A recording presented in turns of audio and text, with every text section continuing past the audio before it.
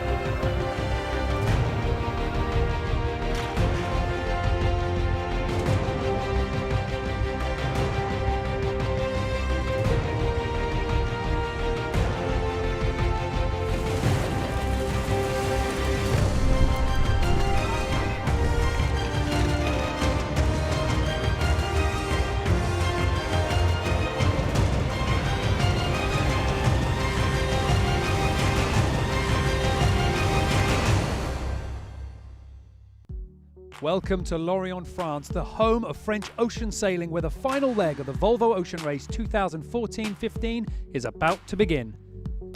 Team SCA charged into the lead early in leg 8 and held on tight, arriving in winning form into this Brittany seaport. Claiming their first offshore leg win was a huge moment for the all-female team and skipper Sam Davies, her confidence having a well-deserved boost. I think it's going to make a big difference to our confidence on board. I think we felt like we were capable of doing a good result from probably leg 4 onwards, but every time we've had a little slip up, made a little mistake. So this is just confirmation, probably more for the people from the outside than from us from the inside, because we knew we could do it, but for sure it's huge for us. Returning in strong form was Team Vestas Wind, a second-place finish giving Chris Nicholson reason to be optimistic about the leg ahead. With the race course being so restricted at the moment that everyone's going to be together, and if you are the one person going a different direction, you want to have a really, really good reason, and I can't see that happening very often in this one. With overall victory secured for Abu Dhabi Ocean Racing, the battle turns to second and third place. 4 teams are within reach of the podium: Dongfeng, Mafre, Team Brunel and Alvi Medica. Each will be fighting hard for their last chance for glory. Of course, you have to look where the other guys are going. If Abu Dhabi goes hard left, let them go. Let them enjoy the party by themselves. Of course, we're going to stay with Dongfeng and with Mafre and with Alvi Medica as much as possible. But if Alvi Medica decides to go left as well and Mafre and Dongfeng go to the right, then you have to make a choice, of course. So, and then just take it how it is at that moment. You know, we've had some up and downs in the last couple legs, but you know, we're definitely in striking distance. I think, you know, we're just trying to prepare for this leg, albeit fragmented and short, you know, just like we did all the rest of the legs, you know, try to get, there's 2 opportunities to score points left, this leg and then the Gothenburg import, and, you know, we're focused pretty hard on making sure we capitalize on both of them. As soon as we're going to be out in the water, we want to fight as hard as we can. It will be a little bit more difficult, the second place of Brunel, because they have some more points, but we can try it, and we are more close to Dongfeng, but we know that they are very competitive, and on the back we have Alvi Medica, so I think it's going to be a very interesting leg where I think we're going to have some fun. For sure, we will be happy to stay on the podium and maybe try to come back, trying to come back for the first place and stay ahead of Brunel and the other team, but I think we did a good job, and it would be difficult to leave the podium now. It's a bit late. And we are only 7 boats, so if we are not on the podium, it starts to be not a very good result. Charles Codrelia from Dongfeng facing the very real possibility that after leading this race early on, he now risks being pushed off the podium by the other teams. Well, Richard, final leg, but no let up for these 4 teams. Real pressure. Oh, real pressure. I mean, obviously for Abu Dhabi, no pressure on them. They just need to sail clean by clean. It's just no mishaps. You know, they really almost on a delivery for them to get the job done. Next level back, all on, absolutely all on. You get knocked off the podium. I mean, getting a second or third in this race is no mean feat, so they're all going to be fighting like hell to get that position. It's all to play for. Well, as you say, Abu Dhabi, we expect them to sail pretty clean and out of trouble, but Team Vestas Wind, Team SCA, they're going to be coming into this leg desperate to make use of the final chance for glory. Absolutely, there's still an awful lot to be done and to be said. You know, most of these sort of races, it's the last thing you do that people remember, and you can see the effect it had with SCA in the last leg. So still a lot to be proved for the future for these teams. Incredibly tricky leg coming up where the gains are going to be in and out of traffic zones, touch and go on the navigation on the side, pushing it into the shallow areas, Dover Straits, which side do you go? It's going to be a very, very tricky leg. Well, this edition of the Volvo Ocean Race has been particularly tight and tough for the sailors, and now we look set to see the final leg have a dramatic effect on the scoreboard. Team Brunel sit in second place on the overall scoreboard, but Dongfeng Race Team and Mafre, who are only 4 points behind, could upset the Chinese team. In fact, Alvi Medica also has a chance to reach as high as second, but would need a winning finish on the leg and another strong import result.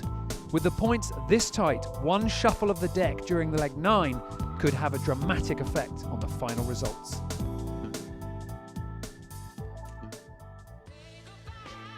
Leading the sailors down to the dock was a typical display of French sailing enthusiasm and a party atmosphere that signals the final offshore leg of this edition of the Volvo Ocean Race.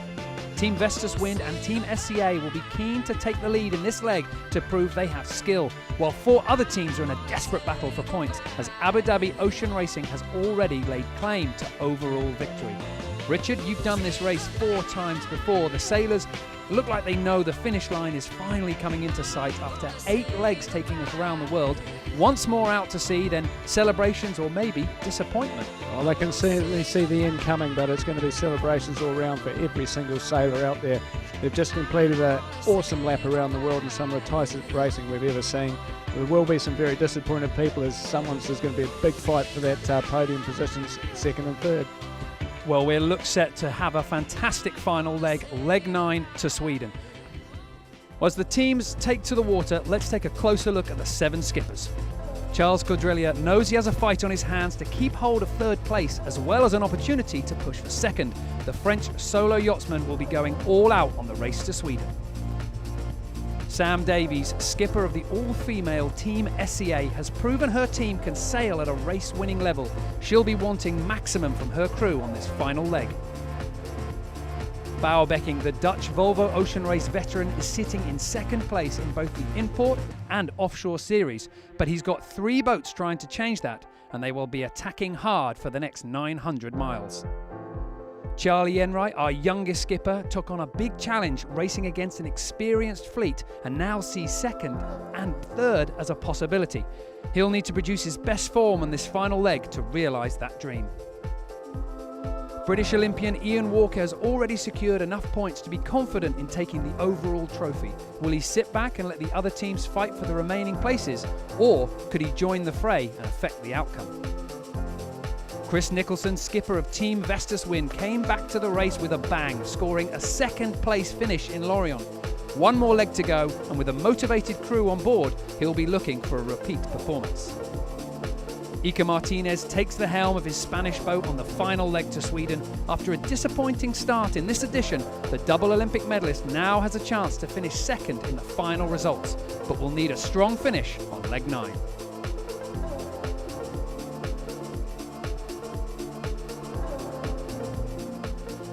On the water is Volvo Ocean Race CEO Knut Frostad. Knut, good conditions for the start of the final leg? Absolutely fantastic conditions. We have about, I think, 12, 13 knots of wind here. It's slowly building as well. So a few white caps behind me. So really, really nice conditions. We're going to have a short racetrack here with around 45-50 minutes of racing in front of all the spectators and in front of people sitting on land behind me. And then they're going to head a little lap south towards La Trinité, and then around Belle-Île, and then going north towards the English Channel. So it'll be a fantastic day. Beautiful day in Lorient today. Well, it's been a very dramatic edition of this race, including shipwrecks and extremely close finishes, and now we have 4 boats going for second place. And I'm wondering, Knut, going into this last leg, would you rather be a team like Brunel having to defend your second overall, or be on the attack like Alva Medica chasing the podium? Well, I think they're so close that, you know, who's attacking, who's defending. I mean, obviously, yes, you have Brunel has a couple of points there, but I think Albimerica looks have an interesting position. You know, I spoke to the guys this morning and I saw them off the dock, and they look quite relaxed. They look very sort of, you know, in the fighting spirit. And it was interesting to see them on Sunday in the import race. I mean, they said an absolute amazing import race. So one of those best looking races you can have. You know, when you just everything goes right, you have the flow and you make all the right decisions, and they're fast, right maneuvers. So if they sail like they did on Sunday, you know, they could upset the whole thing here and come out as a podium finisher in the end. What do you think about Bauer's knowledge heading into Holland there? It's got to be pretty strong going up the English Channel. Yeah, I think it is. On the other hand, the racing is so tight right now, and I think going into the Channel, I think they're going to be racing so tactically, these guys. It's going to be maneuvers, it's going to be small changes, small shifts. So I'm not so sure how much benefit you have from being on the way back home, you know. Well, thanks, Knut. We're gonna check in with you as this race unfolds. The import section of this race, starting the long race all the way to Sweden. As Knut said, here's the weather. Great conditions to begin today. 11 knots from the west. It looks to be nice power. It's going to be plenty of good racing, and the sea state not too wavy, so good upwind, downwind conditions. Yeah, a bit of a repeat of what we saw in the import race. There are perfect conditions out there, and this can be a pretty dreary place when it chooses to be. And we've had a fantastic week that we've been here, and sort of wonderful spectacles on the water. It's going to be a great day as well. Well, let's have a little bit of a look at the course that the boats are going to be sailing around today. Here we are in France, Brittany, in Lorient, the famous sailing venue. From the start line, it's going to be an upwind leg up to Mark 1, coming back down to the bottom for Mark 2, and then back up to the top, Mark 3. Then out to sail round a triangle, Mark 4, through to Gate 5, the leaving gate of this import section of the course, and then on to the more offshore sailing. As we come down south and then around Ballet, once we're out of the Trinité here, then we start reaching up towards Ushant. Very famous places where you'll see these fantastic photographs of lighthouses with massive waves breaking over them, mostly famous for its tide, enormous amounts of tide and overfalls there. And then you turn and engage the English Channel down by Cherbourg. You'll see all those red zones there. They're exclusion zones, they're traffic separation zones. You're hugging up the coast there and into the Hague, very tactical place to get into and out of. Quick 24-hour stop there. That'll be quite tough on the cruise, depending on what time they get in. Then they weave their way back out through the exclusion traffic separation zones, up over Skagen, the top of Denmark, very beautiful place, and into Gothenburg. It's a bit of a Tjena hur läget. Well, out to watch the racing today, as you can see in the middle of your screens, that's the Tara Ocean Research boat. This is a particularly famous boat with a fantastic history. This boat sailed 300,000 kilometers around the world on various scientific expeditions. It's conducted 10 major expeditions, Greenland, Antarctica, and also it was previously the boat owned by Sir Peter Blake from New Zealand, a major Volvo Ocean Race sailor. Yeah, it's probably the only guy in history who's won every single leg of the race. He competed in the race 5 times, very iconic New Zealander, and of course, you know, sadly he lost his life on board this vessel as well while he was carrying out some research in the Amazon. And this boat, I mean, it was constructed in 1989. This boat's been going pretty strong. I mean, this is a solid vessel. Well, yes, I mean, Sir Peter, he took it down into the Antarctica, and he went right up past where Shackleton had been. They were tracing his steps up through there and got themselves into some pretty serious pack ice conditions. As you can see, it's quite the machine. It's actually built so you can pull everything up underneath, and it can stay on the ice surface, so it can pop out on top of the ice. You could winter down there, but you probably get a bit claustrophobic. And it's nice to see such a boat with such a colourful history, still out in the water, still being used, and still doing such valuable work. It's owned by a French non-profit corporation, so it's still out in the water, still pulling its weight. Well, Knut, we're into the countdown for the start line. The boats are starting to approach the starting area. Which way do we predict the teams are going to be attacking this first beat? I think the start line is slightly favoured on the committee boat. So my guess is that they will try to get a start pretty close to the committee boat, and then what we saw on the way up right now, I would say that the breeze is increasing. It looks slightly stronger on the right side. But if anything, I would say the racetrack is slightly favoured starboard tack, so you're going to do more starboard tack than you're going to do port tack. So I think I won't see too many tacking immediately, and there's not a lot of room into land if you tack, although there's a lot of people there who would love you to tack early. I don't think the boats wanted to do that unless they're forced to do it. And I can see we're just getting close to the starter, and Team SCA is very, very early on the line. probably way too early on the line. They're going to have to slow down big time, and they are in trouble here, Team SCA, because they're basically too early, and they will have to work themselves backwards from that position. So that's going to be a very, very tricky start from SCA there. A big moment as all 7 boats approach the start line, ready to begin the final offshore leg that will conclude this year's Volvo Ocean Race. Up at the committee boat end, Team SCA and Alvi Medica over the line in this all-important start, and it looks to be the Spanish boat Mafre timing it well and going off the line like a shot. Alpha Medica looked over to me. SCA marginal, trying to dip down and get clear. It'll be interesting to see what the call is off the committee boat there. Well, that was a very, very tight start line and a lot of pressure up at that committee boat end. And now we can see Team SCA coming back as the X-ray flag is flying. Knut, from where you were on the water, did it look like Alvi Medica were over as well? Absolutely, I think they were over, and I think they're just realizing it. Alvi Medica is now slowing down, so I think they're also trying to get back to the line. I think they were over early, yes. It's going to be a difficult start for these 2 boats. They've got 960 miles to go on this leg, but you don't want to be beginning these races that have been finishing so close behind. Yeah, but fantastic sign of what's coming up. You know, everyone's pushing it. You know, they're right up on the line. They want to get going. It's all happening out there. So SCA clearing themselves, heading out to the right-hand side. We did see Mafre do this in the start of the import race, and they came out looking champions. So. Hopefully this might play in our hands as well, as you'd be leading out to the right-hand side there. SCA, as you can see, clear the start line, heading out to the right-hand side. The other boats all charging out to the left. Team Brunel, Mafre far out on that left-hand side with Team Vestas, Dongfeng and Abu Dhabi Ocean Racing. Now, important to remember that Ian Walker's boat, the Emirati boat, Abu Dhabi, doesn't have to finish in any real order in this leg. All they have to do is just cross the line nice and cleanly, and they've won the Volvo Ocean Race. The major battle that is brewing in this leg, Alva Medica, Mafre, Team Brunel and Dongfeng. All of those boats could conceivably get second. Absolutely, and that blue boat in the middle is going to be a key player, because if they can get, if Bauer can get them between himself and Mafre, then it's going to stretch the points out and take a bit of pressure off him for the import race. Look at SCA coming up the other side there on the right-hand side, just going to kiss those rocks and tack. I think they want to push it right in there. Be interesting to see how they come out of that corner. It might well work for them. Well, Knut, from where you are on the water, I'm wondering what's your opinion here, Team SCA? How far are they going to push it? Are they going to gain something on that right-hand side?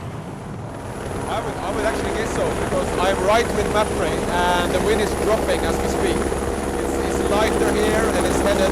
So yeah, it could be more pressure on the land side. It looks like that to me. Well, we're actually seeing the crew members on board Team SCA waving away the spectator fleet from that right-hand side, so they're obviously quite keen to push it in far into that coast. Yeah, you push it right in there. Really, in this situation, you just got to get right on the corner and you push it as close to the ley line as you possibly can, and put one in there. Just see Dongfeng and Abu Dhabi coming out. They've just tacked over and going to go and have a look there as well. Be interesting to see how the split works out. Well, with Abu Dhabi Ocean Racing now heading over to the right, the lead is with Team Brunel, but Brunel, Vestas and Mafre are now free to tack over and sail back into the race. Abu Dhabi Ocean Racing was locking these 3 boats on that left-hand side. Now on the right-hand side of the course, Alvi Medica and Team SCA are still plugging away at that coastal side, and in fact I can see Team SCA just tacking out now, so we'll see whether they start to gain anything. Exactly, we'll see if they can hook a little bit of a ride as they come out of that corner and maybe nose into a bit of pressure. Team Brunel and Vestas having a good match up there. Brunel controlling Vestas. They'll be deciding when they can tack. Team Brunel's sort of the right-away boat there, so they'll be when they roll. Here goes Mafre, and they'll be ducking behind Vestas and Team Brunel. It's be a good match up with these boats. Iker Martinez attacking the Spanish boat Mafre and heading back into the middle. They punched quite far onto the left-hand side of this course, and it looks like they just had to duck the sterns of Vestas and Team Brunel to get themselves back onto the race course. Yeah, nice little comeback from Mafre too. Unfortunately, we had a bit of a collision with Mafre at the top mark of the import race. It wasn't seen by everybody, and they punched a hole in the port-hand side of Mafre, and they put it all back together, so it's all good. Knut, how's it looking out there? Well, I think that your girls on Team SCA did well in there. I think Dongfeng had a bit of a shocker when they tacked over and had to go very low after the tack. But I think, from what I can see, the girls on Team SCA have been catching up a lot of distance. Because remember how far you are behind when you actually have to go back and restart. But Vestas is just tacking where I am right now. And actually I think they tacked on a much better shift, both Vestas and Mapfre, than Dongfeng and Abu Dhabi. To me, Dongfeng is now bearing a way to go behind Team SCA. And that says a lot. That means that Dongfeng have lost a lot of distance to Team SCA after the start. But I'm just the weather of Vestas, and I can tell you that they are looking on a really nice left-hander here. They are pointing very high on port tack. So I think they tacked on a much better place, both Brunel, Mapfre and Vestas, than both Abu Dhabi and Dongfeng that tacked early. Well, we're seeing on the screen at the moment Dongfeng race team punching out to that right-hand side now, trying to get themselves into that last little bit of coastal space as Team SCA sails back towards the middle. Yeah, big decision to be made here on board Team SCA. Do they try and get over to the left, that left-hand shift, or do they tack over here and go with these right-hand boats? I can see right-hand pressure up on top of your screen there. See that dark patch? It'll be a little righty there, so they might want to tack over and get over the edge of that and keep playing the right. Very important here, don't keep crossing the race course too many times. You've got to back your side and work it. Well, as you say that, it looks like the sailors are just getting themselves set up for the tack. Their lane just coming into view, and in fact, down at the back of the boat, just on that right-hand side, you can see on board Team SCA the French Olympic windsurfer Faustine Meriachi won the gold in the 2004 Olympics in Athens. So a sailor on board, she's going to be able to whisper a few words of advice, I'm sure. Yeah, no, she'll be a good wind whacker, that one. Be a handy person to have on board. I'm sure she's probably going a little bit slow, but she'll be enjoying the ride. But Team Brunel still leading this pack, coming back in from the left-hand side with Mapfre and Team Vestas Wind. These boats look set to cross in front of Abu Dhabi Ocean Racing, Team SCA and Dongfeng on the right-hand side. But these three boats locked into a battle, and for the import race, we saw these teams coming into these windward marks together, and it was a real fight. Not a lot of room up there. Oh, well, they're together so much that they hit one another, so you don't get any closer with that. I had to fix it. Well, we can see some good speeds on the boats at the moment. Almost 9.5 boat speeds coming onto these boats. Alvi Medica haven't been able to pull themselves back into the game quite as successfully as the women on board Team SCA, but they're chasing hard, trying to find some lanes. Now they're tacking over to follow Team SCA's line. It's just about the only available clear air, isn't it? Right in the middle of the course. Yeah, exactly. So it's been interesting to see sort of where and how they play this one coming up here. Everyone seems to have a pretty nice lane. Most of the boats on port here coming over, so it'll all be about what happens next. Is it going to stay left and left, or are they going to get a little bit of right hand shift as they head out towards that corner? We'll see that effect on Abu Dhabi Ocean Racing, because they're probably the most poked out and into the right hand side of the racetrack. Well, Team Vestas still down on that left-hand side with that group. And Canute, from where you are, who's being able to pull in front of this pack here with Vestas and Team Brunel? Well, Brunel is in the good space, and as long as Brunel can complete the tack there and complete the tack and cross in front of Mapfre, Brunel is looking very, very good here. I mean, I think they tacked in the absolute most the perfect space. The wind has been lifted on port tack with a left-hand shift, but it hasn't gone any more. So I think Vestas is in a tricky spot because they're being affected by Mapfre here now. They're struggling with the backwards from Mapfre sails. So no, I put my money on Brunel managed to attack in front of Mapfre here. Well, as we can see there on the screens, Team Brunel, it looks like they're really sailing a little high, just feathering the boat inside the sails, and they may be closing up to the Spanish boat's line. Team Vestas Wind also just starting to slip down behind the Spanish boat. Abu Dhabi Ocean Racing towards the top of your screen, still punching out to that right-hand side. We'd expect to tack fairly soon. Team Brunel under 500 metres from this mark. Yeah, we can just see the A3 starting to get set up. The bowmen are starting to push them out, so obviously expecting a good run. We should see Abu Dhabi tack over here. They'll be coming up very close on their starboard ley line into the top mark there, so we'll see what sort of effect the right-hand side's had. Looks pretty even though, and look at this, you can really see these boats squeezing up in their tracks. You can see Mapfre trying to work up to Vestas' line there, give him dirty air, and Bowers trying to do the same to Mapfre. So this is a real sort of survival game.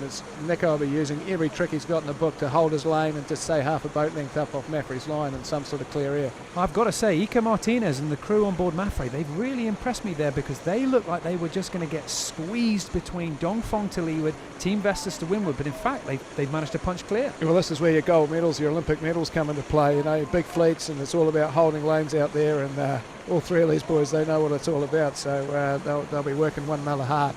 And it's important to mention as well, Team Vestas Wind, they haven't had as much experience on the boat because they did have that shipwreck on leg 2. They only managed to rejoin the race in Lisbon, but the sails are a bit fresher. However, it's Ike Martinez, he's doing something special today. Yeah, he'll be working, he'll be using that helm like a magician, I'm sure.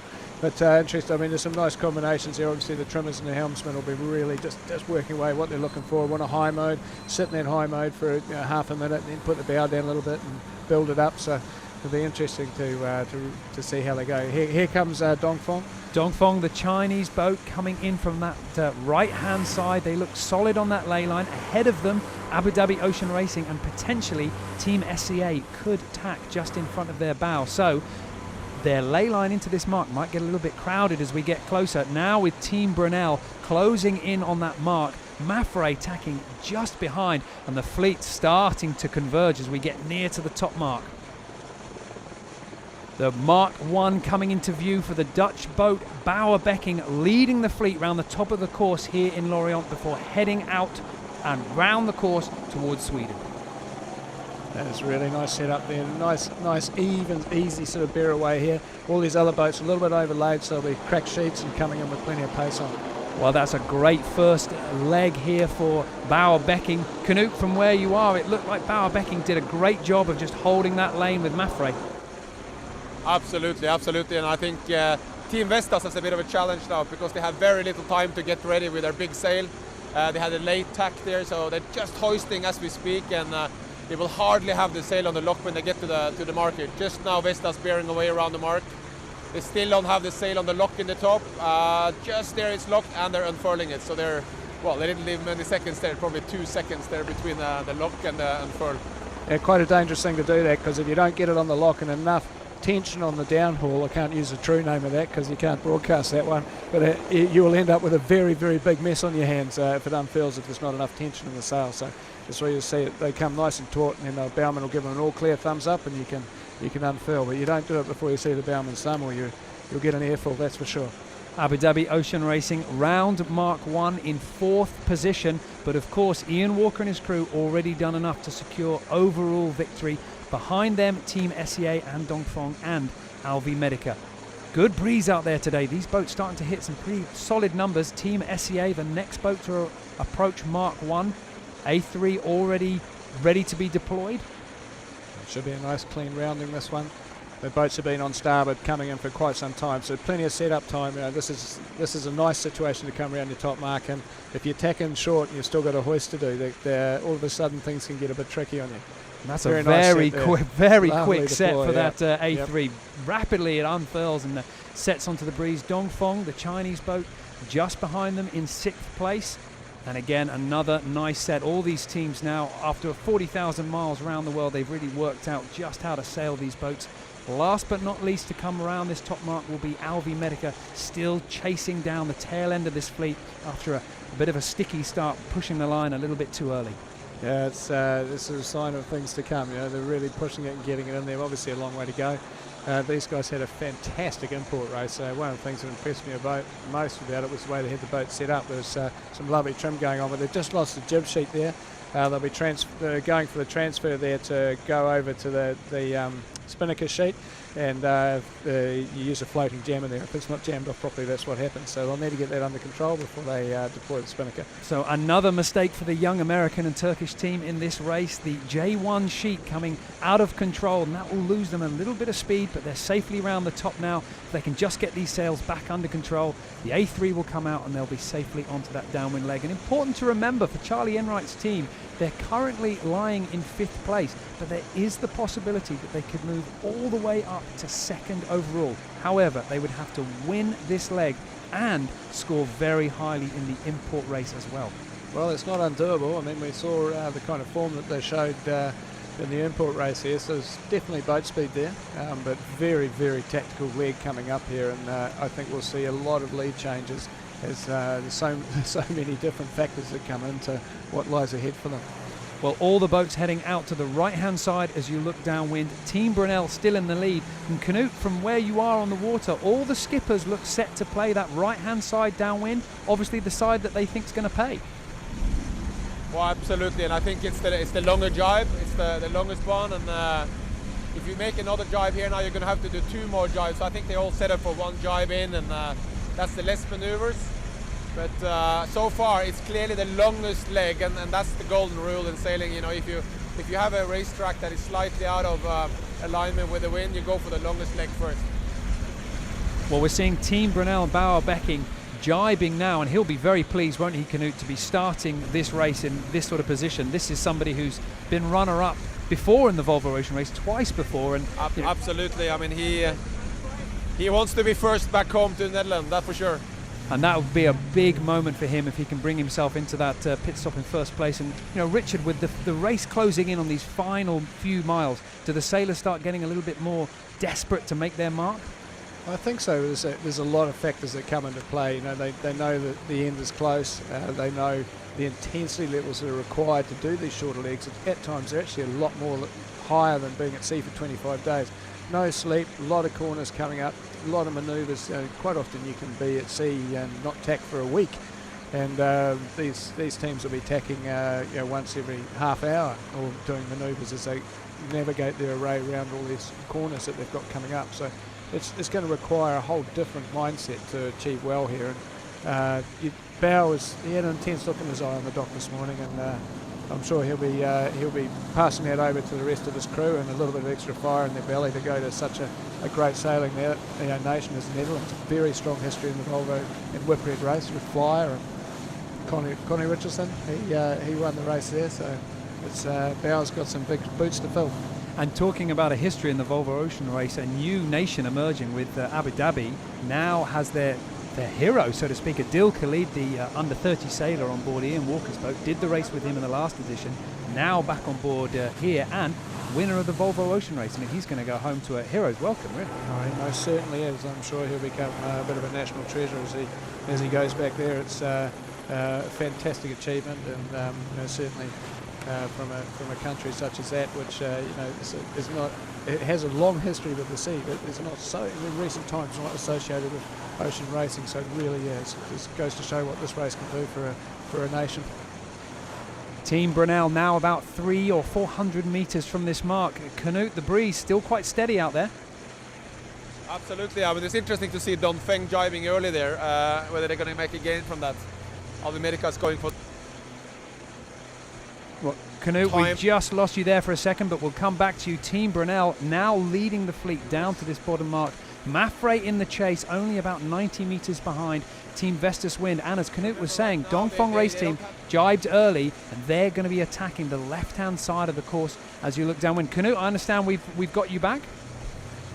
Yeah, you got me back. I can hear you loud and clear. So I'm just behind Abu Dhabi here, who's pointing pretty much at the mark. So I think that Dongfeng is going to have to do a couple extra maneuvers there. I'm wondering that's going to pay off. I don't really think so. And we're also seeing Team Vestas Wind on a bit of a charge here, Knut. It looks like they might be able to roll over the top of Ian Walker's boat. You mean Team SCA, you mean? Sorry, yes, yeah, Team SCA. Team SCA is doing well. I think Vestas Wind for sure jibed too late because they're going to have a tight angle, so they could have actually jibed earlier. So I think Team SCA is going to make it to that mark quite easily, and that's going to be good for them. So probably we have seen a little bit of a right shift here down towards the mark, which is not good news for Dongfeng race team because they're going to have to do a bad angle coming back to the bottom mark. It's been interesting to see Team SCA. The last couple of they had a bit of a mishap with the 3 penalty they got in the import race. They managed to claw their way back into fourth. They've become very good at clawing their way back up the fleet. Now only about 160 metres for the mark for the leaders, Team Brunel. You can start to see that A3 spinnaker being furled away, the J1 already up and set. So safely round Mark 2 will keep Bauer Becking and his team in the lead. Yeah, it's just enough breeze today that you're not going to get away with getting around the bottom mark there with these sails half up, so you're going to see the teams filling them up a little bit early and getting it all down on the deck and tidied away before they turn around on the wind. Well, great conditions concluding this first lap of the import section on leg 9. Bauer Becking and Team Brunel leading the fleet round Mark 2 on what is a glorious day for sailing. A fantastic way to begin the final leg of the Volvo Ocean Race. Quite a spectacle. And just looking back up there, I can see Team SCA has definitely got down over the top of Abu Dhabi Ocean Racing. So Their trick there will be now to work their way down to their line and get themselves in a strong position for a good mark rounding. Team Brunel round the bottom mark. Mafre coming in on the left-hand side, but watch out for Dongfeng Race Team, going to be approaching in on the right-hand side of your screen. They are coming in with speed, about 13 knots at the moment. Team Vestas Wind closing on to third place. The big question will be, where does Dongfeng Race Team slot in to this order? Mafre now around the bottom. Here comes Team Vestas Wind, that A3 Spinnaker down on the deck, already under control. And we've seen this team being a little bit late with their A3, so good to see it down already. A quick skirt on the J1 and they're ready to make the turn. And I think they're just going to get in front of the Chinese boat Dongfeng Race Team, who have managed to hold on to fourth place here. They haven't lost too much here. No, they've done beautifully. Nice rounding there by Vestas as well. You see the boys sort of leaning into it, trimmed it up nicely on the wind. Just got to get that daggerboard down the way. And here comes Dongfeng jibing in front of Team SCA. They'll complete the jibe, so they're outside the 3 boat lengths, and that'll be fine. So the Team SCA did a little turn downwind there to get the A3 round on the weather side and get it off the lock and get it nicely tidied up. Could be some good gains here for Team SCA if they can do this rounding better than Dongfeng. They're still got to shoot up, and Team SCA getting it down on the deck. So it's amazing to see how they're getting back into this. It's great. Well, Team SCA about to round the bottom mark, and watch out for Abu Dhabi Ocean Racing right on their stern.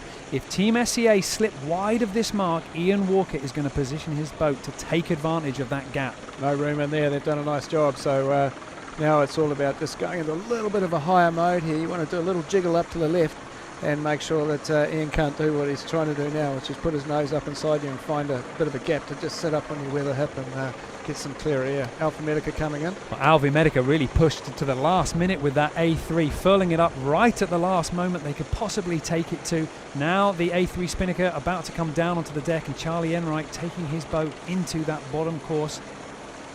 They've done a very good job to close up the distance here. They've pulled into this race quite well. Yeah, it looks like all these boats from behind put a little bit of pressure down with them, so might have been a little bit of a surge. Perfect sailing conditions there in terms of flat water, and it looks like a nice sort of 12 to 14 knot breeze there.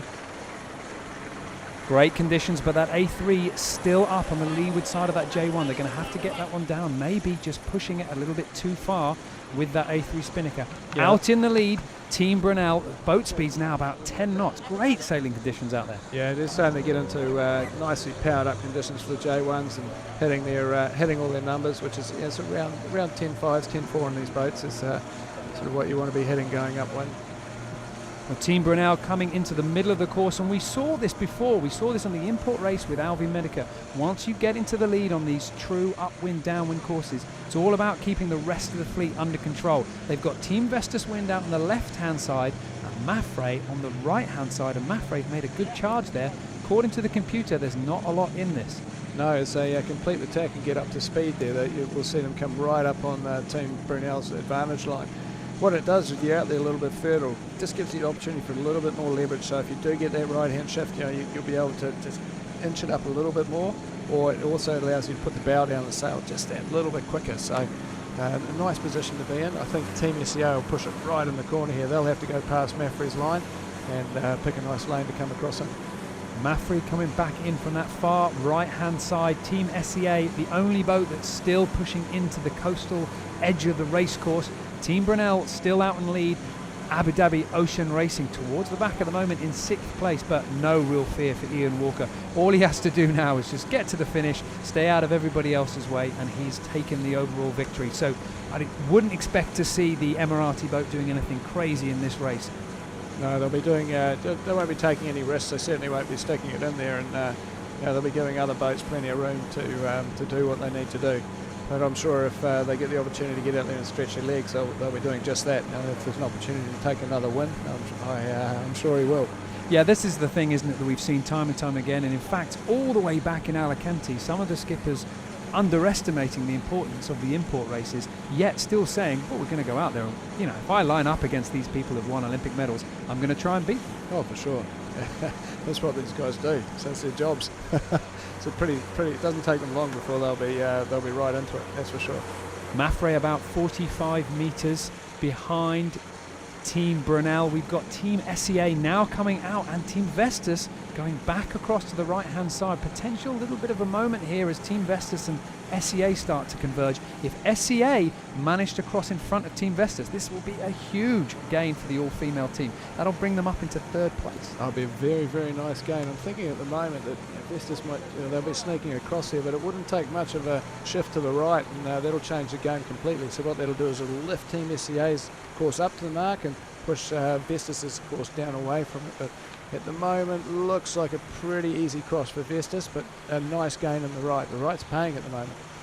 Sam Davies and her team certainly taking advantage of every small wind shift and every little bounce of pressure to get themselves back into this race. And very important to remember that they started in 6th place. They're now up to 5th and very much in range of 4th and maybe 3rd as well. Yeah, no, they're certainly climbing their way up the ladder, and obviously a fair way to go. See Stacey up on the bow there, just working away, getting the A3 all set up, ready to go again. Caroline got herself nicely locked in on the wheel there. And you can see how the conditions here are dictating the trim, can't you? All those sails really strapped in hard, the Traveller above the weather line on the boat. Flat water today. Yes, yeah, they don't need a lot of power to get the boat through the water today, so it's all about just getting it motored up so that you've got a nice sort of lane. You get the boat biting to weather as much as you possibly can. Well, Canute, from where you are on the water, how does this battle look that's forming between Mafre and Team Brunel? What do you think is going to happen here? It looks like Team Brunel is going to have a fight on their hands. I think so. I think Mafre's made a nice gain. I'm just with Team Brunel, and I'm looking up at Mafre. So if Bowie Becking is tacking right here, it's going to be a very, very tight cross for him. If he can cross at all, I doubt he can. I think actually Max Mafre has made it. So. That's an interesting one. So it looks like whoever went a little further in on the right side of the race course makes the gain there. And I see that Team SCA tacks back to the right side. So they must be going back there for more gain. Team Brunel on the bottom of your screen, slightly losing out to Mafre here. Mafre, when the two boats come together, will be on starboard tack. So they might be close enough to cause a few problems for Bauer Becking. And here goes the tack with Team Brunel heading over on port tack. It's going to be a close one, that one. He's going for the cross here. We can see that he's not making any effort to bear away at the moment. Now, start to see the bow coming away now. He's had to concede there. The jib's out, the main's eased. Yeah. He's going to try and tuck this boat as close as he can to the stern of Mafre. He has to concede, but he doesn't want to give away anything more than he has to. No, interesting little manoeuvre by Mafre there too. Just puts his bow down just a little bit, points at him, a little bit of America's Cup stuff, and you'll see him come up to there. So it's just really maximise the amount that Brunel have to put the bow down to go around them. And here they go tacking. So that's a nice manoeuvre that he could just do there. He puts the bow down, increases his boat speed, forces a hand on Brunel, and then tacks over. It makes, puts him in a good position to do a nice tack. I mean, this is very aggressive sailing that we're seeing here. This is boat-on-boat tactics, match racing style competition, and important to remember that Mafre at the moment, sitting in 4th place in the overalls, is only 4 points behind Team Brunel, and they will be desperate to get themselves not only on the podium but unseat Team Brunel, take that 2nd place. Oh, absolutely. It's no question that's what these guys are out there to do. It'll be very interesting. Lovely match here to see how they're going. The bow will be going back into his high mode here. He'll be looking to try and find a way because he can't actually tack there at the moment. So when they come up onto their lay lines, if you want to tack onto starboard from port, you have to be able to tack and clear, complete your tack. And they couldn't do that at the moment without fouling Mafre. Oh, this has been a superb movement here from Mafre Iker Martinez. It's his birthday today. He's 38 years old today, and he's having the time of his life out in the water. Canute, from where you are, Mafre look like they're playing this one pretty well. Yeah, but I think that I still think Brunel has the upper hand here. I mean, they have the nice position where it's going to be very difficult for Mafre to survive. Just behind into weather is not a pretty place to be, and I think Bowie Becking has the upper hand there. If he can squeeze out a bit more height and sail a little bit higher, there's no way Mafre can survive there. They're just going to have to live there, but they're not going to make any gains. They're probably going to slip backwards, but they have no choice. If they have to tack there, they're really dead. They're going to lose a lot. And I think, looking at Vestas from my position, I don't know what you guys can see on the tracker, but it looks like Vestas made a really nice gain there on the right side. Well, we're just looking at the tracker at the moment. They've come back in from that right-hand side. They're firmly over the top of Team SCA. They're certainly going to be crossing over the bow of Dongfeng Race Team. So that right-hand side paying for these boats. Absolutely. It's paying beautifully out there at the moment. It's the side to be on. It certainly is producing a lot for those that can fight their way out there. It'll be interesting to see how SCA come back into this. It's going to be very tight at the top. Now I'm looking at the tracks of the boats here on the virtual line. It doesn't seem like they're bending too much for me. Not too many shifts coming down, but maybe a little bit of pressure change from one side to the other, because Team Vestas, they've now closed that distance up to 70 metres on Team Brunel, so they're doing quite nicely on that side, and also great to see Alvi Medica coming into the fight. But here's the boat leading at the moment, Bauer-Becking and Team Brunel. The bowman Portman back on the bow after that injury with his elbow and fighting fit. Yeah, it looks like they're going to go for a different sail here as well. As I'm thinking they're going to head towards the Code Zeros. We're going to be on a reach on the next leg, not a dead downwind leg, which means you want the biggest, flattest sail you've got, which is the Code Zero. See some high speeds there. Interesting. Same time as Bauer's doing this, he's trying to affect Maffrey as much as he can. He's sailing higher and higher and slow, trying to stretch it out on him so he can get in a position where he can complete his tack without affecting Maffrey. So he's done a beautiful job there to extend forward, and critical right now as you see him come over and tack. Then he'll have to complete his tack here, and which he'll do fantastic. So that was very, very well played out by Bauer as he comes into the top mark. Well, Bauer-Becking holds on to the lead, defending well from a dangerously powerful attack from the Spanish boat Maffrey, but there's no surprise who is leading round Mark 3, the Dutch boat heading out into the reach in first place. Canute, this looks like a pretty close mark rounding here. What are we expecting Maffrey to do to get into an attacking position on this reach?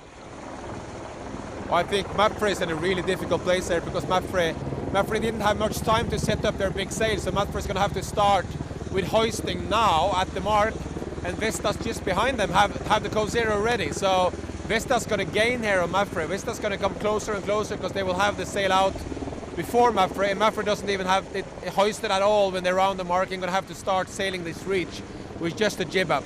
So Vestas has the upper hand here coming in from behind. Oh, and as you say that, Canute, we can see from the helicopter pictures Maffrey still yet to set that Code Zero, whereas Team Vestas, Code Zero is already out and pulling. A critical time here, because you see Maffrey's going to have to come up and get to their line, and Chris will be able to speed up and then have a crack at trying to get down underneath them. And as they're going on to a reach here, this is, they'll be able to close right up with them. So very, very important that Maffrey can get that Code Zero out and set as soon as possible. Here comes Dongfeng. First three boats round the mark. The Chinese boat Dongfeng race team now round with that Code Zero already set. A good bit of space here for Charles Cordrella. He can pick his line nicely, and he's got his boat ready for this reaching leg. A little bit of breeze coming on, making that bear away just a little bit tricky there. Code Zero starting to come out, and he'll follow those other boats, trying to close down on that distance. Behind him, Abu Dhabi Ocean Racing coming into this mark, but watch out on the left-hand side of your screen as Team SCA also coming in with a bit of speed. This is going to close up as well, and looks like they have the Zero up and set. So do Abu Dhabi Ocean Racing, so they'll tack and deploy straight onto that. We should see that sail coming up straight away. But here, crucial seconds, we have to close up within a couple of boat lengths. Well, Canute, we're seeing a tack bear away from Abu Dhabi Ocean Racing, Team SCA in the hunt. Yeah, and then we have in the front of the fleet, we have a big luffing match here between the Maffrey and Vestas. So Vestas tried to work themselves to leeward of Maffrey, which is a very, very difficult maneuver, because you were hoping that Maffrey was so late that they couldn't get their speed up. But Maffrey just managed to lock Vestas, and then Vestas went high again, and then they have been pushing each other and luffing as high as they can to stay there protected, as Maffrey has managed to survive it. But that was just barely holding for Maffrey, because they had lots of people on the foredeck trying to get a jib down at the same time. And it looks to us like all that drama has pulled Maffrey and Team Vestas back, and it's really benefited Team Brunel. They look like they're nicely out in front now. Yeah, obviously Team Brunel is going to make a gain there, or the distance is going to increase when the guys behind you are fighting each other instead of sailing the fastest route. And Team Brunel in the hunt to score as high as possible on this leg. They're going to have a big challenge on their hand to hold on to that second place. Only 2 points behind them in the overall ranking sits Dongfeng race team. Another 2 points Maffrey, and then one more point Team Alvi Medica. So a lot of boats trying to ruin Bauer-Becking's race. Yeah, they most certainly are. But what's going on behind them there between Maffrey and Vestas is a good thing for Bauer, because they're sailing higher, away from the course of where they actually want to go. So that means we're seeing a bit of a situation we saw at Alpha Medica. You're out in front, you sail nice and clean, you don't get tangled up with other boats, and certainly with this triangle type course here, there's not a lot of decisions to be made. You just sail straight to the next mark as fast as you can, and they look nicely set up for this at the moment. Well, their lead at the moment has pulled up to around about 190 metres, so the Dutch boat being able to look behind them and start seeing some open water and the pressure starting to calm down on the boat. However, for the Spanish boat Mafre, right off their stern, they have Chris Nicholson and Team Vestas Wind. Chris Nicholson, 4 Volvo Ocean races under his belt, so a formidable opponent. Yeah, he certainly knows what it's all about. I actually did my first race with Nico. He was on Ars Abloy, and he was out on Emma Sports back in those days with Grant Dalton. Of course, the relationship that he built there has carried on through many races. Team Brunel still nicely sitting out in the lead, and in fact giving the onboard reporter enough time just to film the action. A perfect start for Bauer Becking's race into his hometown and then on into Sweden. Dongfeng race team chasing the fleet in 4th place. They will also be very glad about this drama unfolding with Team Vestas Wind and Mafre, slowing those 2 boats down and bringing them within range of the Chinese boat. Yeah, it's very difficult thing to understand, but basically for those that are not huge into sailing, is that once you do a reaching course like this, there's not a lot of passing lanes. The more you can manoeuvre and the more you tack sort of dead upwind, downwind, there's opportunities to make to get a shift here and get a shift there. But when you're reaching along like this, it's just boat speed. It's a drag race. Oh, Dongfeng zeroing in on that mark, and look at the speeds on this reaching leg. We're seeing 16 knots from the leader at the moment, and they're certainly closing in to this mark quite quickly. We're already down to 150 metres. Some good pressure coming in on Team Vestas Wind and Mafre. It's going to have to be a good jibe for Team Brunel to hold on to this advantage. Yeah, it's a big power jibe, this one. You sort of come into it, it's going to be every single hand you can get into those pumps, get that thing sucked in and deployed out the other side, so you're going to come out hot. So you want to get round here and get that thing as big as you can. A lot of sail here. Look at big Jensen there, really giving it something on those handles. He's a big man, big farmer from Denmark. Lovely fella, sail with him on E3.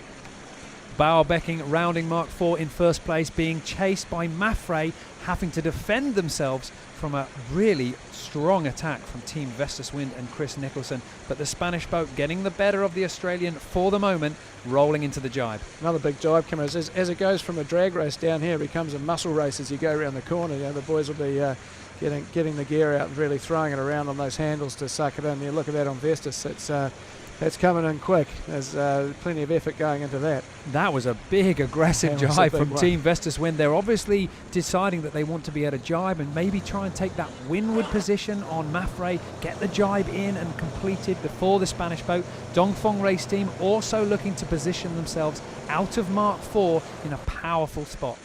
Again, we see that go, but next one back we've got Abu Dhabi Ocean Racing and Team SEA very close to one another. They've done a switch, so Abu Dhabi have got their position back from the first leg coming downwind. This will be a big job. We'll see how the extra hands work out on Team SEA as they try and muscle this thing around. You can really see just how much effort has to go. All 6 handles being taken on those pedestals there. Every available bit of muscle involved with pulling those code zeros back out. Team Brunel out in the lead. Abu Dhabi Ocean Racing now approaching Mark 4. Canute, it's good breeze out here. The sailors are having to work pretty hard. I'll tell you, it's beautiful racing. This is one of the most beautiful racing days I've seen in a long time. I mean, it's nice weather, it's beautiful breeze, and the boats are going fast and having fun and close racing. So no, really, really nice. Nice maneuvers, and just with SCA here as they are grinding as fast as they can. Little bit different technique on the different boats. I mean, some went for the big furl and getting the whole sail in and then furling it out again, and others just jived inside it, and it almost looked like one boat went outside as well. So different techniques on different boats here. Interesting to see that Abu Dhabi Ocean Racing running the A3. They're the only boat out there at the moment on the A3. All the rest of the boats on the zeros. Here goes Alpha Medica going in for the big jibe. Oh, Bit slow getting that one started. Canute, from where you are, we're seeing Alvi Medica. They've done a great job getting themselves back into this race, but what can they do to close in on the leaders now? Avoid mistakes, I think. I mean, it's a pretty straightforward racetrack from here. It's not too much you can do until you get to the bottom mark. Then the ocean widens up. There's going to be plenty of opportunities. I think You just have to be very persistent and not make mistakes. And these guys have speed, and they will be up there as long as they stay close back in front of them. Well, Team Brunel still out in the lead, charging along at 14.5 knots. Really good breeze out there. A great way to start this final leg of the Volvo Ocean Race. There's the view in front of Alvi Medica. Quite a way to go before they get themselves back into the lead. The top spot in this leg, very important for the American team. If they can win on leg 9, they have a chance of second overall. And it's being the young team there, they've got just that little bit more aggression that they can apply to that goal. So it'll be very, very interesting to see how they do and if they can catch them up.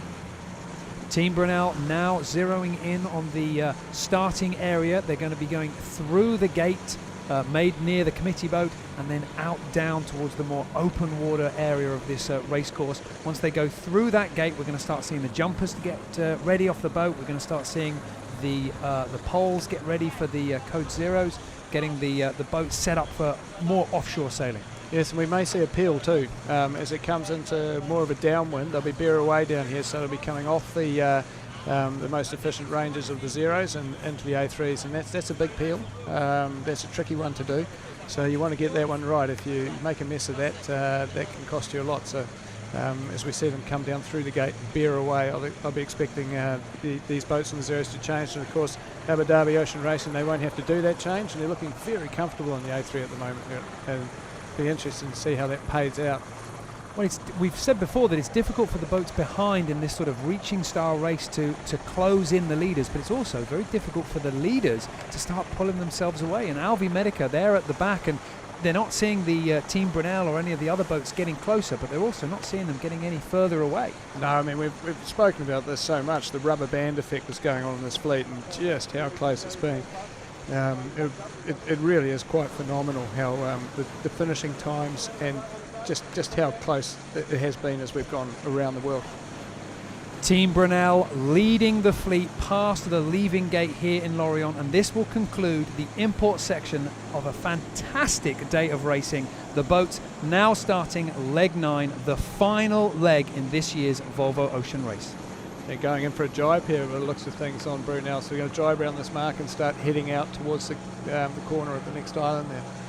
Is it just me, or do these sailors start looking a little bit tired as we get into leg 9, the final leg, a lot of miles under their belts and not a lot of time to recover when you come ashore? No, recovery time's minimal here. I mean, they all had one day off and they've been out sailing ever since, so it's really tough on them. There's very little. You see the weight coming off all the crews now, and these closing stages are just brutal because there's no sleep, no recovery time on the water, and definitely not ashore. Iker Martinez rounding the leaving gate in second place at the moment. A good start for the final leg for the Spanish boat. They will be very keen to close in on Team Brunel. Only 4 points behind the Dutch boat, who sits in second place overall. Everything to play for the Spanish. Yeah, everything to play for, and this is what is happening here. They'll be happy to see Vestas has started to get between these guys that are playing it out at the top there. So here we go. This is the peel that we've just been talking about. So they've got an A3 that they're going to here. Jibe peel. Well, Knut, we're seeing a bit of a peel here on Team Vestas Wind. An interesting decision. Well, I think it's an obvious one because now they're going to work themselves down towards La Trinity. They're going to go downwind for quite a while, and not surprisingly that Ian Walker went for the A3, the big Jennaker, all the way from the beginning, because he's the only one who doesn't have to worry about any peeling, any change of any sail. So Vestas did that already in the first jibe, which is a sign to me that these guys want to do well on this leg. They want to push it, and that's a tough maneuver, but they made it well, and they came out well of it. So I think it's clearly the right sail. They're going to work downwind now all the way down there, and I think all the other boats are going to have to change as well pretty soon. And Knut, with this leg being the final leg, it's quite long, and we've got just under 1,000 miles to go, but the sailors are going to be giving it their all, aren't they? Are they going to be sailing slightly differently on this final leg? Longer watches, a bit harder work, almost pushing themselves right to the limit? Well, I think in particular 4 boats. I mean, if you look at the 4 boats that have so much on the table, I mean, if you take it easy on this leg, you can basically end up in 5th place. If you work hard, you can end up in 2nd place. That's a huge difference after 9 months of work. I mean, you would be giving absolutely everything you can, and even though some of them are looking very tired, I think they are going to give it all I think the Vestas guys have this massive advantage that they are more rested than the others. You can really feel it with that team. They go on the water and they're full of energy. You know, you see the other guys, they have lost 5 kilos and they're starting to be sort of a bit skinny and wrinkly from the sun and wear and tear over the last 8 months. Yeah, see, it's interesting to see how wrinkly you get from the sun after you've done it 4 times. Alberto Bolzan jibing Alvi Medica round the leaving gate, still in the hunt to try and get themselves back into that race. They pushed the line a little bit too aggressively and had to return before starting again. Yeah, nice manoeuvre there. This is a what we call a jibe peel, where it's a very safe way of peeling when you've got furling sails. So you furl one up, then you've got nothing up, and then you jibe onto the new sail and deploy it.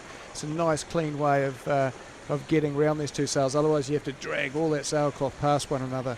So it's they've done a lovely, nice work there. Interesting to see how clean all these manoeuvres are as well. After all these miles around the world, there's some pretty nice work going out there. They're making it look very easy. And of course, for Alvi Medica, they're at the back at the moment. But yesterday they were miles out in front, so they've got to be confident about chasing now. Team SEA looking good on the pack here. They've got themselves into a good position. Yeah, I just saw the jumper go off the back there. Made a bit of a pamplemousse of that one. A great big grapefruit as she went in. So.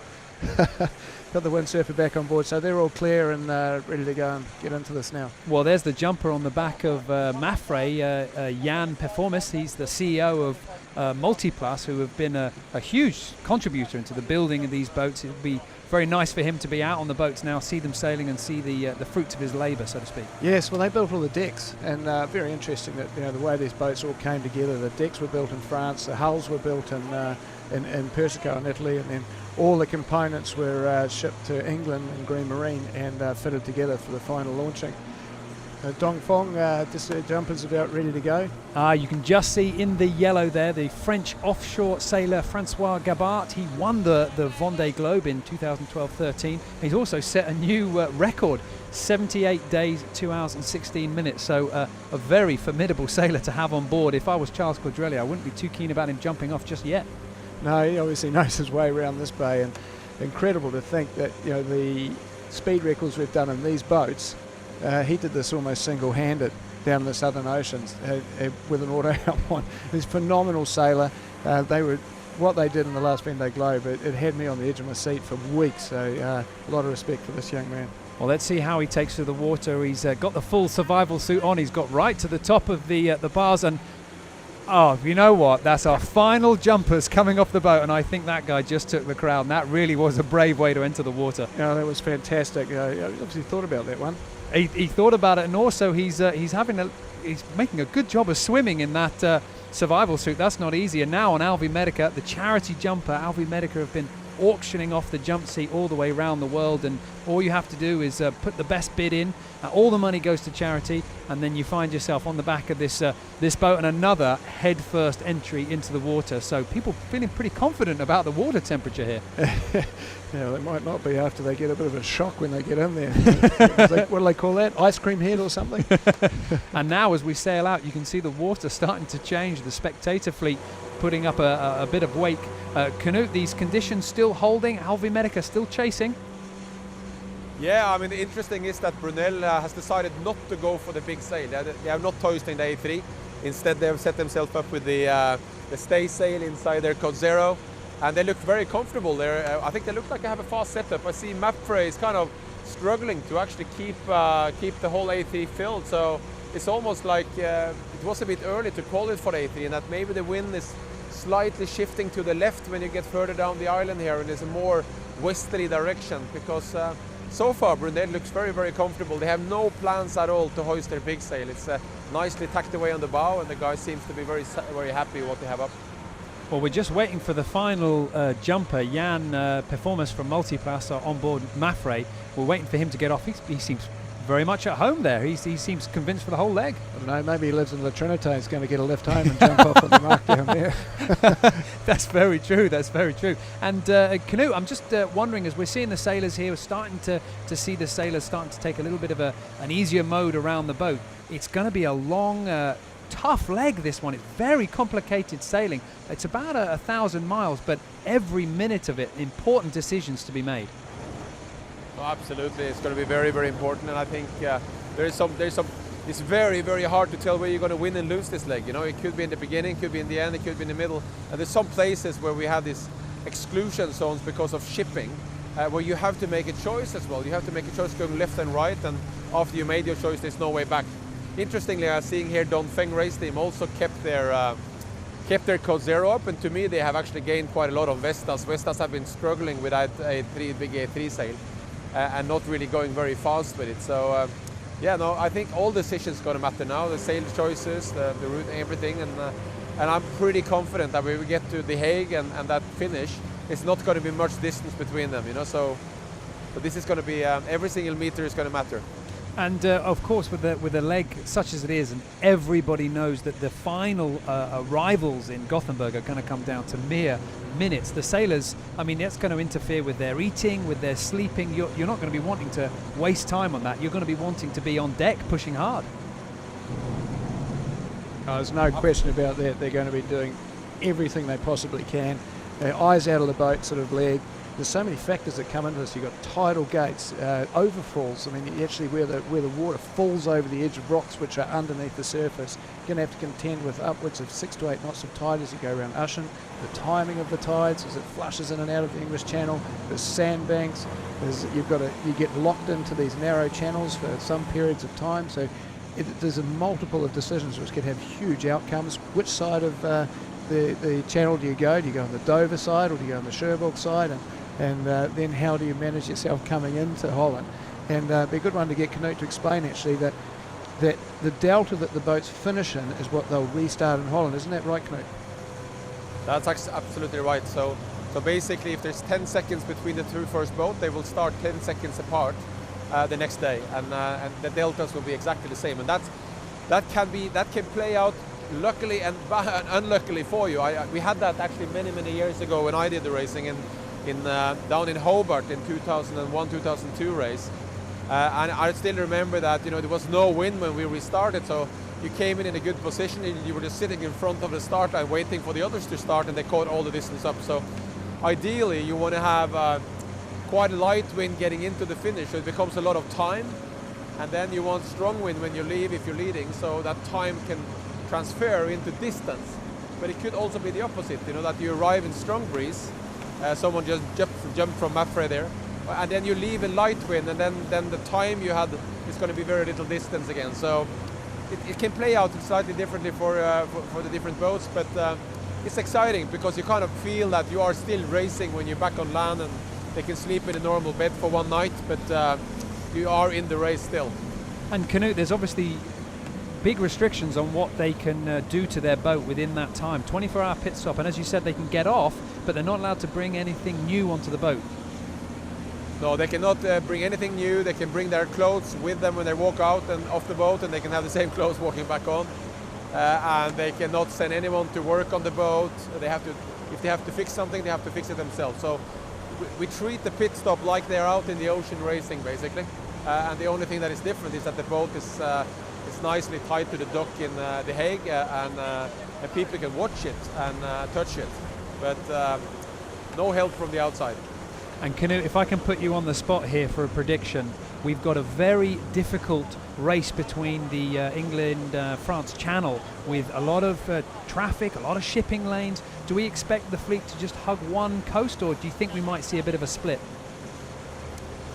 Yeah, it depends obviously on the weather scenario, because I think you will probably see them taking one or the other, unless there is a very strange weather scenario. So my guess is that they will probably be on the French side because of what happens after. But it could be scenarios where you go the other way. And to predict that right now is too early. It's also the lighter the wind, the more challenging that decision is. Yes, you have really light airs, you can get stuck on the wrong side and very strong current, and suddenly you're going backwards and you have to put the anchor out. You can get some force splits, can't you, Knut? Because it can be timing going around some of these corners and Ushant, so you're timing the tide. And if you don't make that tidal gate, the boats in front of you can just take off and you can be stuck there. Well, there's some great show of support there for Team SEA. This is a team that certainly it's not failing in the supporting ranking, is it? This is a team that's really won a lot of welcoming smiles and pats on the back for the sailors, and a huge responsibility and a huge sense of pride for all the sailors on board. Oh, absolutely, and we're affectionately known as the Magenta Army around the Volvo Ocean Race Village, but there's a huge amount of support for the team, and it's been phenomenal to see just the effect that it's had. Wow, now look at that. That is just what happens. Everybody coming out on the water to follow the action today, and sometimes you have some nice boats to use and sometimes not. Oh, that's loyalty. That's a serious commitment to yachting going on there. He's getting washed around. That's the Southern Ocean, and it's huge. It's massive seas out there with this poor guy getting thrown around like a cork in the ocean. Well, and as we about to wave goodbye to the boats, essentially, as they head off onto this final leg, is there anything different in the way that you yourself have set up Team SCA with the food for this final leg, or is it just business as usual? A little bit of business as usual, but the boat's been set up light on the internal stacking gear. We can vary that, so we've gone light airs and left the dock with a big briefing on just leave nothing on the table. Go for it and just give us that last little bit. Everything, every little bit of blood, sweat and tears that you can give us into Gothenburg. Well, Ian Walker on Abu Dhabi Ocean Racing goes into this leg with the pressure off his shoulders. He just has a chance to sort of enjoy it. And then you contrast that with, say, Sam Davies on board your team did a fantastic job winning in the leg 8 into Lorient. And does that sort of thing, does that give Sam Davies more pressure? Because she knows that you've got such a big fan base, you've got so much support around the world. Is there a little bit of a sense of, well, we've got to reward these people? Yeah, I think so, but to a certain extent, we're hoping that it's just kicked the snowball off, that their confidence levels are going to ratchet up. We've been telling them they can do it, and now they know they can do it, and it's all been there, and that's the click we've been looking for. And we're certainly, we see it, they claw their way back into situations, they're pushing hard. We're very, very proud of what they've been doing out on the water, and there's been a lot of talk about silence and critics, but critics aside, what they've been doing out there is just absolutely fantastic, and they have enormous amount of respect from many sailors all around the world. It's been a wonderful week for the team here in Lorient. Well, an interesting picture unfolding on the water here with Dongfeng Race Team setting up in the windward position as the boats start turning their tracks a little bit up to their right-hand side. Team Brunel still out in the lead, but Dongfeng Race Team only 150 metres behind them, and they're firmly over the top of Mafre. So if Team Brunel can turn that into a bit of a soaking movement on the boat, this will be a second place here for Charles Quadrellier. Yeah, and this is his back garden, don't forget too. So whipping around the corner here into La Trinité is where these boys have been cutting their teeth, sailing Figaros for years. Interesting to see the difference in modes here between Code 0 and A3 on Mafre. So Mafre's starting to, it generally favours you when you've got a little bit more pressure. You can push down, the boat powers up a little bit earlier, you can slide down there, but it's all about where they're actually headed to next, whether the marker's down below them or above them. But I'd say looking at the angles there and the way they're set up, Mafre looking nice set up there. Well, we did have Team Vestas win just right behind Mafre at the moment. That was a real battle, and now Team Vestas win. They've shifted right the way back into 5th place. Abu Dhabi Ocean Racing overtaking them into 4th. Dongfeng Race Team, they've really done this nicely. Oh, they've done a great job, and I just see on Dongfeng Race Team actually they've just got an A3 coming up off the deck there, so they're looking at investing in the peel. Vestas in the background there with the staysail set up underneath, so that's a true sign that they're set up for the long one. Now you see those sails coming up underneath, and that sort of it helps attach the flow into the back of the mainsail. It's you're there for a while, and of course also we see the reaching struts coming up the sides of the boats here. So once they're past the leaving mark, they're allowed to deploy those and widen the sheeting angles of the sails. It just allows a much more efficient way of setting the sails up. Now we've seen the crews on previous legs with the reaching struts and with the sails pushing them to the limit and beyond, and things have broken. That's what you do with sailors. Are we expecting that sort of limit to be breached on this leg? Oh, they'll do it if they can. I mean, it's an interesting one though that we haven't broken a single reaching strut on SCA, and I think Abu Dhabi Ocean they've broken 10 of them, I think. So, so there's some different usage of them going on. That's for sure. So, well, maybe there's the secret. Then maybe you just have to push these boats as hard as you can. Basically run like you stole it and take everything over the limit. Oh, these boats have certainly at times been driven like they're stolen and worse. I think they've been giving them a pretty hard time, but that's what this race is all about. Now, we actually have monitoring systems on board the boat which tell us when we're overloading them, Actually, they flash red lights. And we probably shouldn't say this, but I noticed most of them are taped up. I think I've told the girls that if it's not flashing red the whole time, you're not trying hard enough, so go for it. And, with these boats, they are built to go around the world twice. These are going to be the same boats they're going to be used in the next edition. It's amazing. There's staggering figures. At the moment, SCA, we have 67,000 miles on the log on the boat. It's there's not too many boats that have been around the world with that, so we did all the training. And traditionally you would have built a new boat to race around the world and commission about 2 months beforehand. Lovely shot here coming up as we see the fleet exiting down the bay. Well, going into this final leg, as you were talking about the boats there, actually, we're just seeing it leading the fleet out on the right-hand side. Somebody's got out there with their yacht with a blue spinnaker, and that's a nice moment just to be in front of the fleet. But look how these distances are closing down here between Dongfeng and Team Brunel. Now, I'll tell you what, he's going to be quite unpopular pretty soon because he's going to be putting bad air over the fleet. He might be getting a bit of a wave from some of these boats. Well, Dongfeng race team are coming into contact with Team Brunel here. We're seeing the distance between the boats closing down to 35 metres. That was 150 only a few moments ago. So Charles Cordrelier using that local knowledge certainly to his advantage. Actually, we were up having a look at some of the currents last night from the air, and there's some very highly defined channels where areas of current, and if you're a local and you know just to hang just inside them, that can give you 1.5, 2 knot sort of current advantage. So Charles will know where these are. Look at that in the virtual spectator. Well, there we go. 30 metres now. The difference between Team Brunel and Dongfeng race team.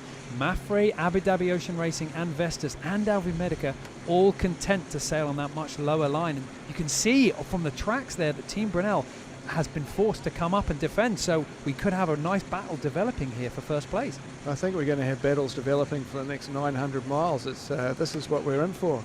I think the track is going to be live the whole way, isn't it? So no sleep for those ashore either.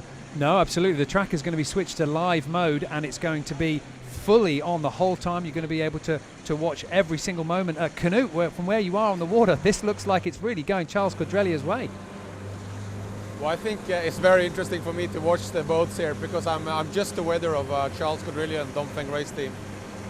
There's always been a lot of questions in this race about why is Dongfeng race team so fast downwind. And I think what we're seeing is they're just sailing slightly different angles. I mean, they've been sailing hotter angles, as we said, closer to the wind than the other boats the whole way down here. And my estimate is that it's paying off for them.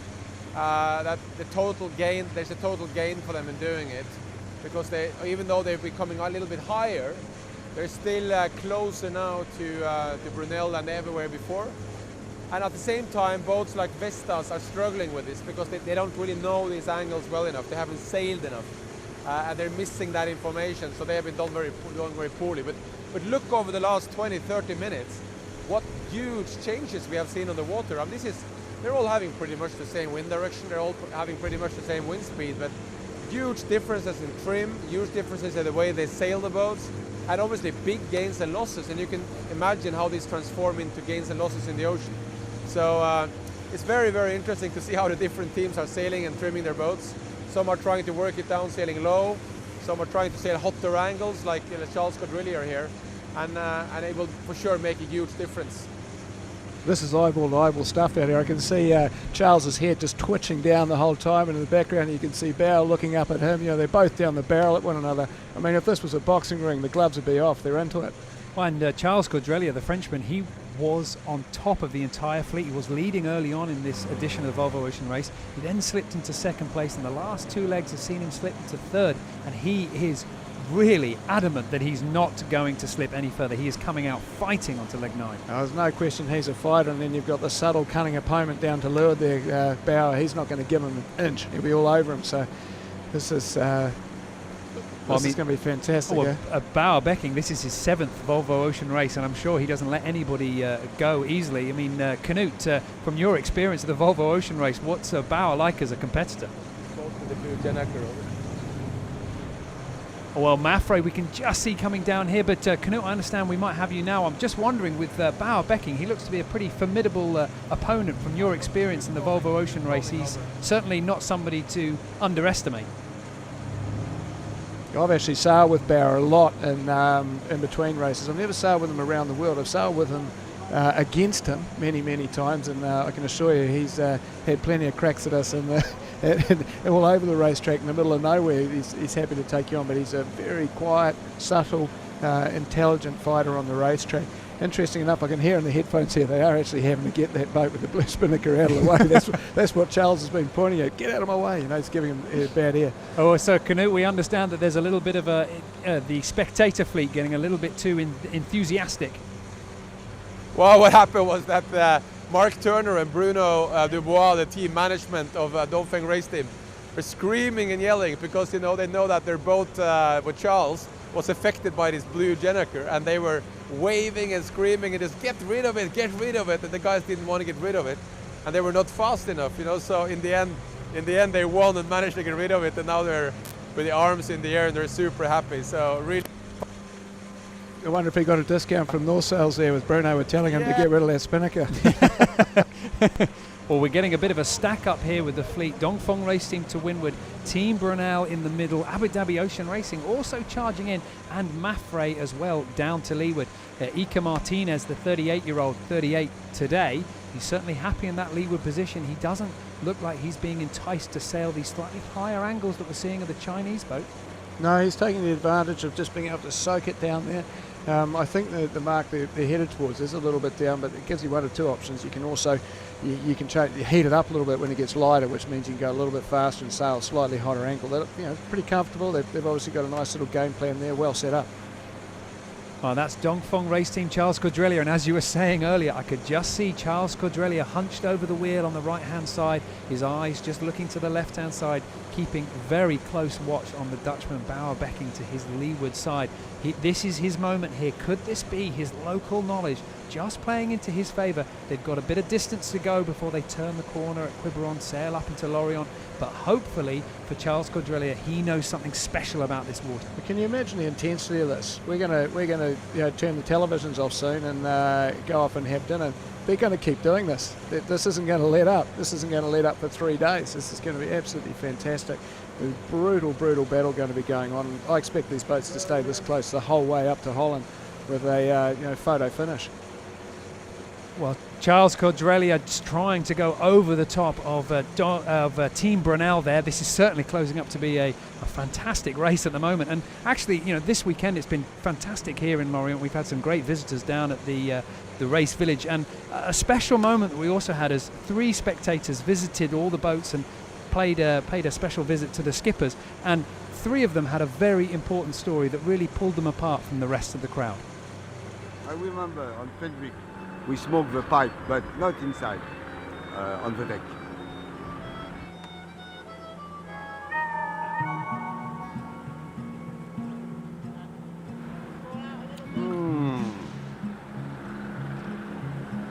Lovely. Je suis Bernard Rubinstein. Je suis Bernard de Guy. My name is Alan Smith. I've sailed in the first Whitbread in 1973. I was 27 years when I sailed the first Whitbread. Penduic 6, hot favourite of the experts. Built with massive French government support, she's pioneering a ruthless new type of aluminium ocean racer with incredible strength and a keel made of the precious metal uranium.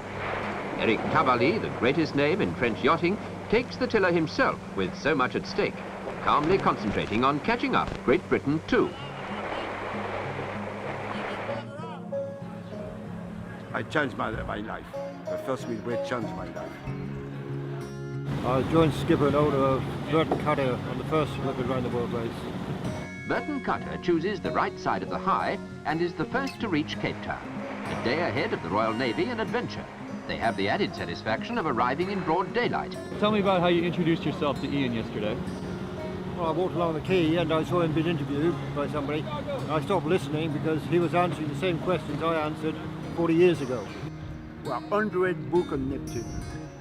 We have 100 bottles of red wine for each leg. Did you take a guitar? A guitar? Yes, there are a guitar also. There are 1 guitar. When we start to Sydney, we have no communication for 45 days before I arrive to Rio, and it's perfect. Now we are always with the communication. We have always make a report for everything. It's so crazy. As the yachts battle onward, the seas take their toll. We sail in the roaring 40s. The sea is terrible. The wind terrific.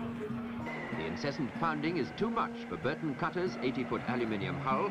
Water seeps into her sail locker as welds fail and horizontal stringers break away from her bow plates, which are too thin to stand the 5 weeks battering run to Sydney. Reluctantly, the crew alter course for Port Elizabeth and repairs. The crew members have the same mentality as the crew members we had down. They've all got the same outlook on life, you know? And they all want to win. But the boat is completely and utterly different. Okay, a bit of pressure. Last one SCA right now. They're all going up to the yellow, right? So we should do the same.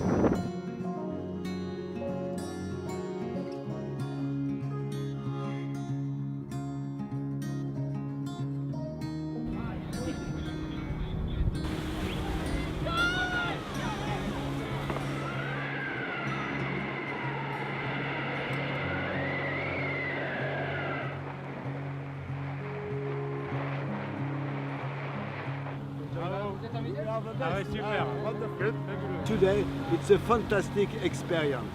And to go on the sea is the best for the young people, the new generation. They have to sail.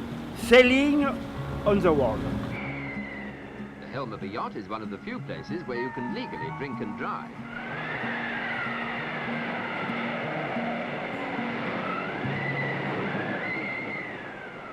Each rolling wave lifts the boat bodily upwards and forwards, surging her along its length to let her sink again, wallowing in the succeeding trough.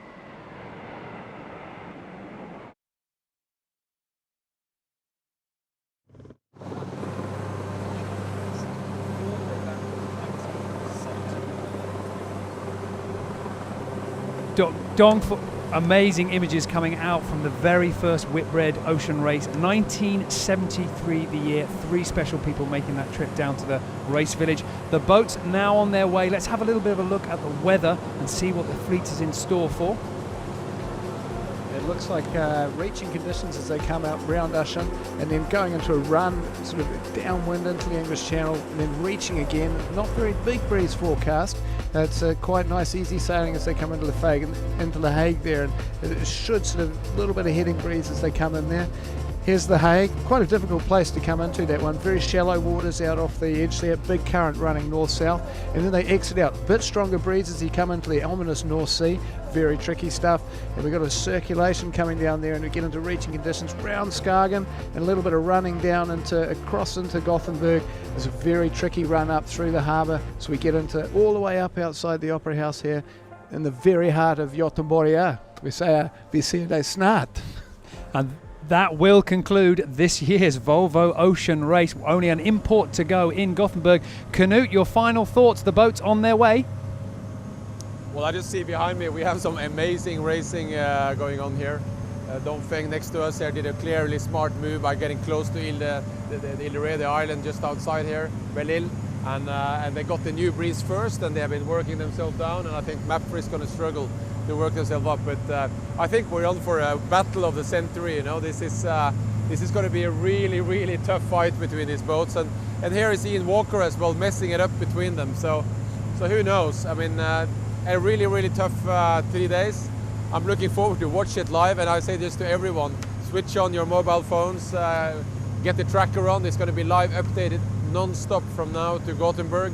We expect to arrive in Gothenburg sometime Monday afternoon on next week, and we're going to have a fantastic welcome now in The Hague and also in Sweden. So really looking forward to 2 spectacular stopovers, and thank you to Lorient and all the spectators we've had here.